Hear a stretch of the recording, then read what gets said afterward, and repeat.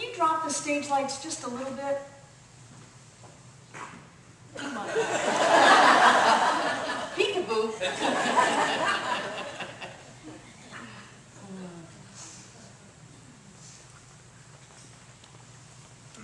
I have notes today, so I'm going to look at them. Last Sunday, Jane Christensen came up and said, I put a book on your chair. And she said, I read it and I thought that you might like it. So I said thank you, and it was Mother's Day, and it was a very busy day, and I think I ran across it on Tuesday and picked it up and went, oh yeah, this is that book that Jane gave me. It's by a man named Eben Alexander, and it's called Proof of Heaven. And I don't know if you've heard about this man, but he's making the talk shows now with Oprah and Dr. Oz, and I found out he's speaking at our center in Seattle. And the fascinating thing about this man, Eben Alexander, is, and I love these stories, and I want to bring them to you whenever they come up in the consciousness of, I don't want to say normal people, but you know the regular people out there? The regular people that are still grappling with this idea that we are powerful, creative, spiritual beings that are still looking at the world of form as solid and like Christy said, being at effect of life. And so when something comes in that's going to nudge that consciousness a little bit, it excites me. Because the more we can nudge that consciousness into an awakening that there's more going on here than meets the eye, the more we as a collective consciousness of people will begin to awaken to who we truly are. And that's what I'm about. I'm about as many of us gathering together and waking up to who we truly are as possible.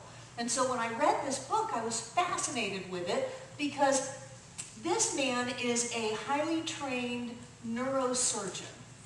And I mean highly trained. He's in all the research things, and he's published regularly in the journals, and he is a bigwig in the field of neuroscience and neurosurgery. And he said he was a self-proclaimed materialist in that he believed that everything came from the material plane. And that's not uncommon for doctors. It's the old science. It's the Newtonian physics that says everything has to have a cause and effect in outer form before the quantum physicists came in and blew everybody away by saying, no, it could be a particle or it could be a wave. You know, it just kind of depends on who's asking. And if you don't have anybody asking, then it's like a cat in a box somewhere in the universe, and you don't really know until someone asks the question. That you cannot separate the observer from the observed, that there's a connection between us all. So this old kind of science says, nah, nah, nah, nah. It's all on the outside. And we've been talking about consciousness lately. I gave a great talk on clarity of consciousness a couple of weeks ago. If you weren't here, you should listen to it. But we've been talking about this idea of consciousness, and in the material, biophysical realm, it is believed, and to this day, quite a lot of people believe this, that consciousness is simply a byproduct of the firing of the neurons in the brain. That it's all about the brain. It's all about the organ, the brain. And that as these neurons fire and thoughts happen, that we create a sense of who we are. And that this sense of who we are carries with it memory and personality and all kinds of experiences, but that they are simply a byproduct of the firing of the brain. Now for us, that sounds really foreign. It's like, how can people think that? How can people believe that you are just a brain byproduct? But a lot of people think that way. And what that takes out is all concepts of spirituality, all concepts of other dimensionality, if that's a word, other dimensionality. It takes out all kinds of those intuitive wisdoms that we know. It takes out all kinds of near-death experiences, and it takes out the whole idea of God, whatever God may be. And so here's this guy, he's devoted 40 years to training. He was good. Boy, if you had a tumor in your brain, you wanted him. You wanted him to be able to go in there and understand the mechanical workings of the brain and to be able to fix that in a mechanical way.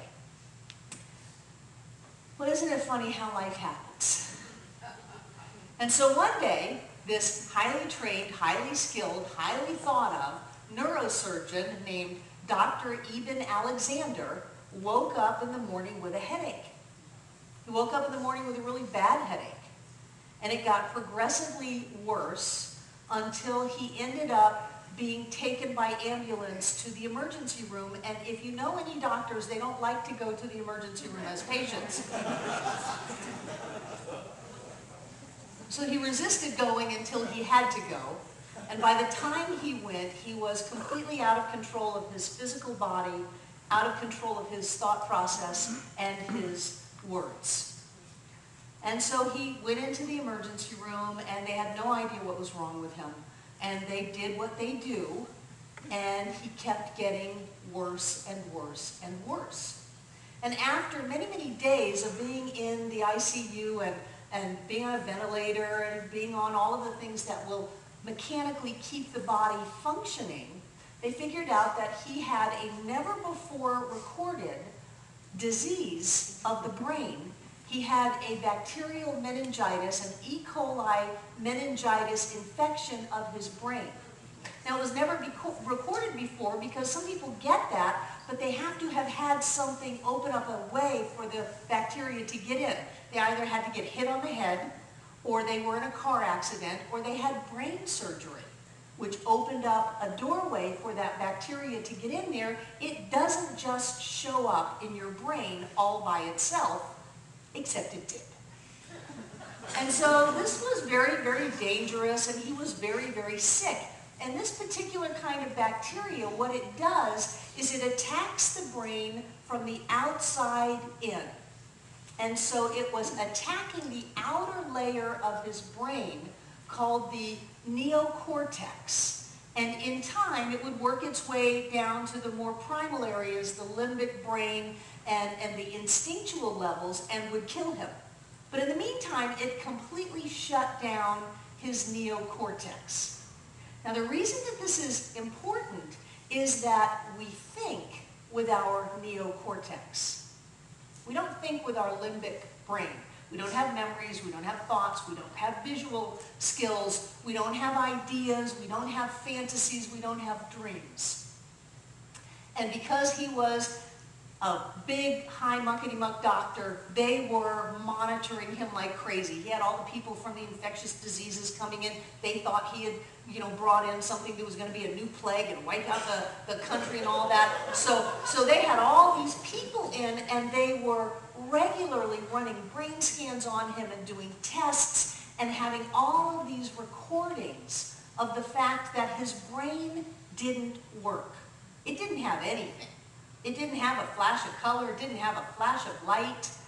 I mean, he was, in essence, brain dead, except that his limbic brain hadn't died yet.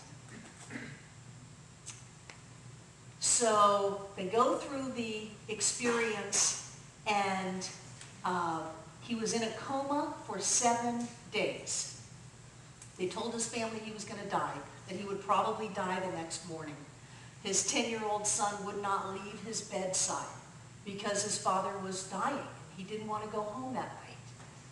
And there was a pact among his family members from the moment he went into the hospital that someone would hold his hand every second that he was in that coma to try to give him a lifeline back to this plane. This plane that he believed was only an outpicturing of the synaptic firings of his physical brain that at that moment was pretty much dead. And they said, well, even if he comes back, it's probably not a good thing, because the best you could hope for was for him to be a vegetable. So they were starting to counsel the family to just let him go, that it would be better for everyone if they just took him off everything and let nature take its course. So the next step of the story is that after a 7-day coma of something that was impossible to have, that they had no cure for, and that he was going to die from any second, he opened his eyes. He sat up in bed, and he said hello.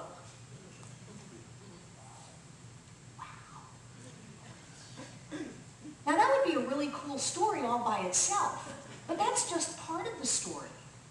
That's the part of the story that said it was impossible, it couldn't happen, there's no cure, and you're dead. Turning into, hello, what's going on? How you doing? Just like that. The other part of the story is that when he was able to start putting some of these experiences that he had in words, a couple of the things that he said were, I could see who was in my room that last night. And he knew his 10-year-old son was in the room, even though his 10-year-old son should not have been there. Should not have been allowed to stay in the room all night. He was 10 years old. He should have been home in bed. But he knew that his 10-year-old son was home, was in the room instead of at home. He also knew every other person in that room and where they were. He also knew that there was someone who was reaching out to him. And even though he was a very matter-of-fact science medical guy, his wife was not so much. And his wife had a friend who was a psychic. And so the wife told the friend that was the psychic, that was not close by, what was going on. And she said, you know, when I go into my meditation at night, I'll reach out to him. And she did. She reached out to him every night. And her reports were that he was getting farther and farther away before she could find him. But when he came back, he knew that she was one of the people that he had had an awareness of while he was where? He said he was somewhere that was so different from here and so completely opposed to what he had ever believed that he had to write a book about it. And the book is called Proof of Heaven. Because he said what happened to him was, with a completely dead thinking brain, he said he found himself in this darkness, and it was thick, and it was heavy. And he was there for what could have been an eternity, or could have been a moment. That there was no sense of separation between him and the energy around him, and there was no time. And he said it was fine. He was just hanging out. There was no time. It was fine. But then all of a sudden, there came a light in the darkness. But he said the interesting thing is that it wasn't a light separate from the darkness. It was a light in the darkness. And the light didn't shine on him. He was the light, and it was him. And he said it's very difficult to describe these things with words. And then he started to have movement. And he said it was like a rising up. He said he didn't know where he was rising to, but the more he noticed the light, the more there was light. The more he noticed the light, the more light there was. Think about it. The more you notice it, the more that it is. And there was a movement and there was a flow. And he said that he saw things that were so beautiful, that he heard color and saw sound. And that there was music, but it wasn't something that he heard, he felt the music. He said that he understood that we are all connected, that there is a purpose to our being here. He said there were these orb beings, these light beings. And he said probably that's where we get our common idea of angels. But that there were these beings of light that looked like orbs. And he said there was one in particular that was by his side, showing him around, giving him a tour, taking him where he wanted to go, flying around through the colors and the sounds and the lights. And he said he would just have these awarenesses.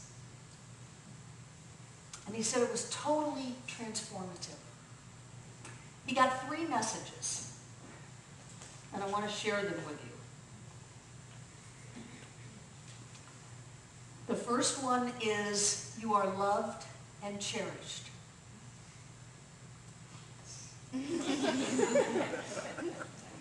The second one is, you have nothing to fear. And the third one, there is nothing you can do wrong. Yeah. You are loved and cherished. You have nothing to fear. And there is nothing that you can do wrong. And then that particular being told him, and you will go back. And this is like some of the other stories that I've heard, some of the other near-death experiences that I've heard. And there are a lot of near-death experiences. People have been writing about near-death experiences since the Greeks. You know, and there's Raymond Moody, and there's Weiss, Dr. Weiss, who wrote that great book about near-death experiences.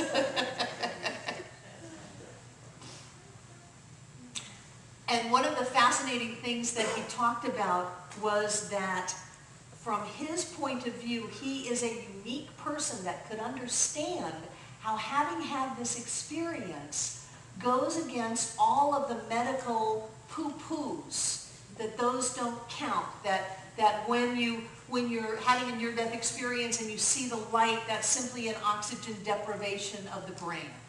Well, his brain wasn't working. Or that when you have these euphoric experiences of having been in surgery and almost dying or been dead and coming back, that's simply the neurotransmitters in your brain flushing all at once. He didn't have that. Or all of the other reasons that people have given to why there's not a reality beyond this one. And he said, I was trained. I knew, I taught those reasons. And here I am having an experience that is more real to me than anything I've ever had in physical form. He said that it's as if there's a universal womb and we are being birthed. He said everything is connected and everyone is connected. And the basis of everything is love. He said there's so many universes you couldn't even imagine how many universes are going on and how much overlay, even though we're in time and space, what's going on right here and right now in what we think is our time and space. He said there's all kinds of stuff going on right now, right here, but we can't see it. And he talked about a couple of interesting things that I think relate to what we teach. He says there's countless higher dimensions, and the only way to know them is to experience them directly. They are intricately meshed with time and space. From these higher dimensions, one could access any time or place in our world. And isn't that what we do? We rise up in consciousness. We open up to guidance, to wisdom, to information. All of a sudden we know that something's going on somewhere else. And it doesn't have anything to do with the level of physical form and time and space. There's something beyond that. And then he said the universe is so constructed that to truly understand any part of its many dimensions and levels, you have to become a part of that dimension. Or, stated a little more accurately, you have to open yourself to an identity with that part of the universe that you already possess, but which you may not have been conscious of. You have to open yourself up to that thing that you already possess, but you may not be conscious of. You have to open up to the idea that there is a you, there's an identity that is you, that already has something that you're just not aware of. That's what we do in treatment. That's what we do in spiritual mind treatment. We know that we already have That there's a part of us that already has it. There's a solution to every problem. There's an answer to every question. There is that which we are seeking. We already have it. All we have to do is open up to that us that already has it, understanding that the base of all of life is love, and that we are all intricately connected. Wow. And this is from a neuroscientist. And people are listening. They're listening to him because he's got all the bells and whistles and credentials that make him listenable. He comes with the doctor robe, the doctor jacket, which in a lot of people's minds translates to God. Yep.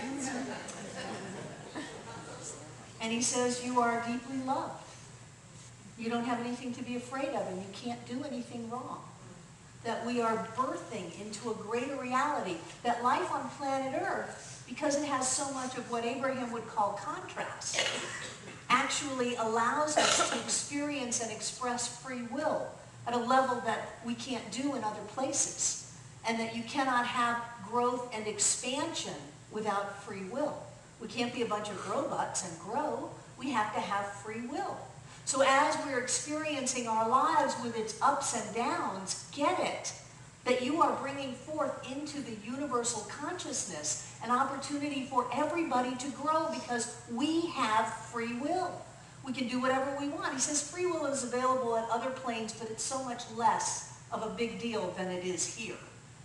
Evidently, we make full use of our free will.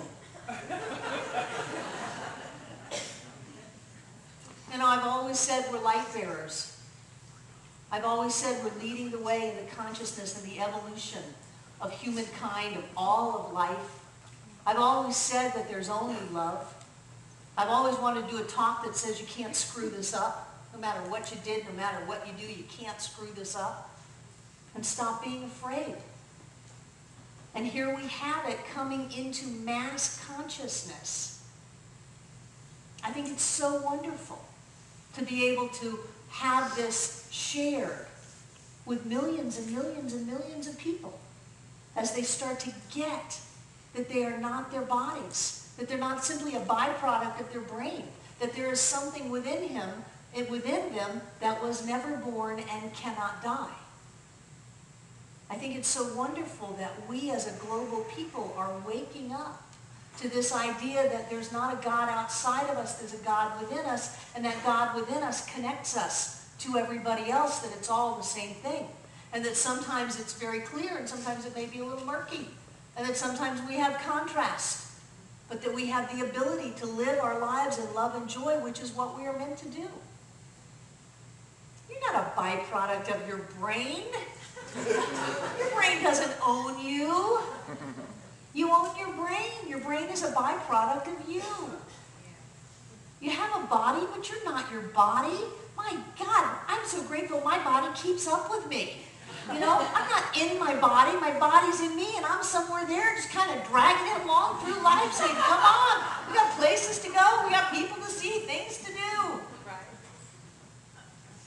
So how do we define ourselves? We're not our brain, we're not our body, we're not our experiences. Doesn't matter what happened, doesn't matter what they did or didn't do. We are not what we have. We are not our sex, we are not our age, we are not our gender, we are not our sexual preference.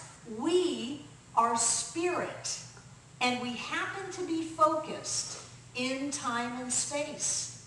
There is so much more to us than anything we can see. If there's so much more intermeshed, intertwined dimensions and realities going on right now in this very room, if there's so much more in this room, how much more is there in us? Think about it. You are greater than you ever dreamed yourself to be. However big you have gotten, get bigger. And whatever experience is on the outside, know that that is a blink in the eye of eternity. So while we are here in this contrast-filled world, we might as well love, we might as well laugh, we might as well be in our joy and experience it fully. But remember these things. You are loved and you are precious. And there is nothing to fear. And you cannot do anything wrong. And so it is.